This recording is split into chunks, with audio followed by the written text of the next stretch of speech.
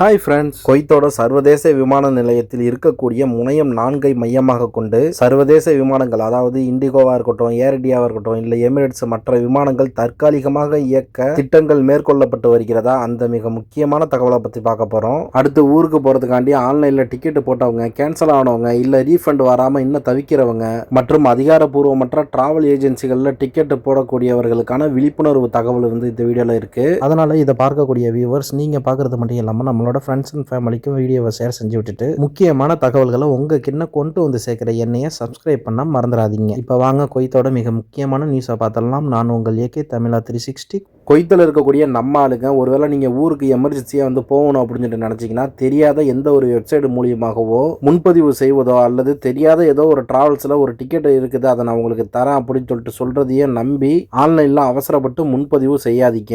அதுபோல் நீங்கள் கூகுள் மற்றும் அதர் அப்ளிகேஷனில் வந்து நீங்கள் பார்க்கும்போது ஏர் இண்டியா எக்ஸ்பிரஸாக இருக்கட்டும், இண்டிகோ எமிரேட்ஸாக வந்து இருக்கட்டும், குவைத்திலிருந்து இந்தியாவுக்கு இருக்கிற மாதிரி காட்டும். ஒன்று நல்லா புரிஞ்சுக்குங்க, ஆன்லைன் சிஸ்டத்தை பொறுத்த வரைக்கும் அவங்க பொதுவாகவே வெயிட் லிஸ்ட்டில் அப்டேட் பண்ணி வச்சுருப்பாங்க. உங்களுக்கு புரியுற மாதிரி சொன்னோம்னா, இன்னும் தரைமட்ட நிலவரப்படி தற்போது குவைத்திலிருந்து இந்த நிறுவனங்களோட விமானங்கள் முழுமையாக செயல்படலை. சரி, அடுத்த மாதம் ஃப்ளைட் ஓப்பன் ஆகிடும், இல்லை அதுக்கு அடுத்த மாதம் ஃப்ளைட் ஓப்பன் ஆகிடும், அதனால் நம்ம முன்கூட்டி நம்ம புக்கிங் பண்ணி வச்சுருவோம் அப்படின்னு சொல்லிட்டு அவசரப்பட்டு தேவையில்லாமல் உங்களோட பணத்தை லாக் பண்ணி வச்சிடாதீங்க. சரி, நீங்கள் சொல்கிறதெல்லாம் ஓகே தான். இப்போ நாங்கள் எமர்ஜென்சிக்கு நாங்கள் எப்படி தான் ஊருக்கு போகிறது அப்படின்னு சொல்லிட்டு கேட்டிங்கன்னா, தற்பொழுது குவைத் அரசாங்கத்தால் நேரடியாக அதிகாரப்பூர்வமாக அங்கீகரிக்கப்பட்ட குவைத் ஏர்வேஸ் மற்றும் ஜசீரா ஏர்வேஸ் மூலமாக ஊருக்கு போக முடியும். உங்களுக்கு ஊருக்கு போகிறதுக்கு டிக்கெட் அவசரமாக வேணும்னா இந்த 2 ஏர்லைன்ஸோட அதிகாரப்பூர்வ வெப்சைட்டையோ அல்லது அவங்களோட ஆஃபீஸுக்கோ அல்லது குவைத்தில் இருக்கக்கூடிய ரொம்ப நம்பிக்கையான அங்கீகரிக்கப்பட்ட டிராவல் ஏஜென்சிகள் மூலியமாக மட்டுமே டிக்கெட்டை புக் பண்ணிட்டு போங்க. அது மாதிரி எந்த ஒரு தெரியாத தேர்ட் பார்ட்டி ஆப் மூலமாகவோ அல்லது தெரியாத எந்த ஒரு சைட்டு மூலமாகவோ போகாதீங்க.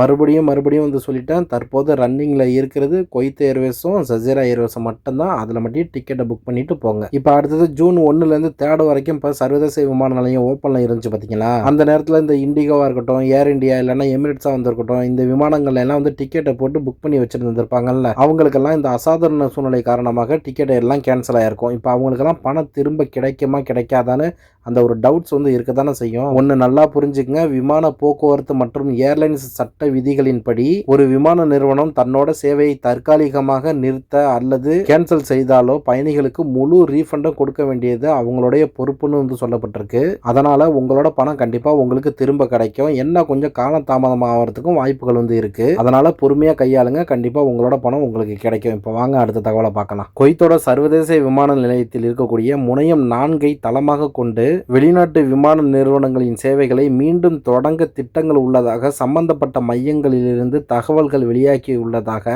அரப் டைம்ஸ் பத்திரிகையில் தகவல் ஒன்று வெளியாகி உள்ளது. மேலும் இது தொடர்பான பேச்சுவார்த்தைகள் முன்னேறி வருவதாகவும் அடுத்த வாரம் முதல் முனையம் 4 வெளிநாட்டு விமான நிறுவனங்களின் சேவைகளை மீண்டும் தொடங்குவதற்கான திட்டங்கள் தொடர்பாக தற்போது பேச்சுவார்த்தை நடைபெற்று வருவதாகவும், மேலும் இது தொடர்பாக கடந்த தினங்களில் சிவில் விமான போக்குவரத்து அதிகாரிகளுக்கும் வெளிநாட்டு விமான நிறுவனங்களின் பிரதிநிதிகளுக்கும் இடையே ஒரு சந்திப்பு நடைபெற்றதாகவும் இது தொடர்பாக ஒரு ஆரம்ப ஒப்பந்தம் எட்டப்பட்டதாகவும் சொல்லப்படுகிறது. மேலும் குவைத் சர்வதேச விமான நிலையத்தில் இருக்கக்கூடிய முனையம் 1 பராமரிப்பு பணிகள் செய்து முடிக்க அதிக காலங்கள் தேவைப்படும் என்ற காரணத்தினால் குவைத் ஏர்வேஸின் மையமான முனையம் 4 தளமாக கொண்டு வெளிநாட்டு விமான நிறுவனங்களை தற்காலிகமாக இயக்க அனுமதி வழங்குவது குறித்து பேச்சுவார்த்தைகள் நடைபெற்று வருகின்றன. இது தொடர்பாக வரும் நாட்களில் அதிகாரப்பூர்வ அறிவிப்பு வெளியாகும் என எதிர்பார்க்கப்படுகிறது. இப்ப இந்த தகவல் மட்டும் ஒருவேளை உண்மையா இருக்கிற பட்சத்தில் ஊருக்கு போகணும்னு சொல்லிட்டு நினைக்கிறவங்களுக்கு டிக்கெட்டோட ரேட் வந்து குறையறதுக்கு வாய்ப்புகள் வந்து அதிகம். அதனால இந்த ஒரு 10 நாள் வெயிட் பண்ணி பார்ப்போம். குவைத் விமான நிலவரத்தை பொறுத்த வரைக்கும் தற்போது இதுதான் வந்து அப்டேட்.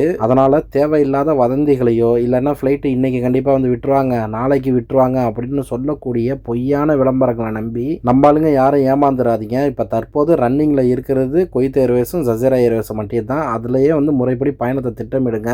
மேலும் குவைத் ஏர்போர்ட்ல இருந்து மற்ற விமானங்கள் எப்போ முழுமையாக செயல்பட தொடங்கும் அப்படிங்கிற அதிகாரப்பூர்வ அறிவிப்பு வந்த உடனே நம்மளோட தமிழா 360 சேனல்ல கண்டிப்பா அப்லோட் பண்றேன். அதனால இந்த வீடியோவை எடுத்து இங்க இருக்கக்கூடிய நம்ம ஆளுங்களுக்கு அனுப்பிச்சு விட்டுட்டு இன்னும் சப்ஸ்கிரைபே பண்ணாம நம்ம சேனலை ஒருவேளை நீங்க பார்த்துக்கிட்டு இருந்தீங்கன்னா சப்ஸ்கிரைப் பண்ணிட்டு நம்மளை ஃபாலோ பண்ண மறந்துடாதீங்க. See you நண்பா.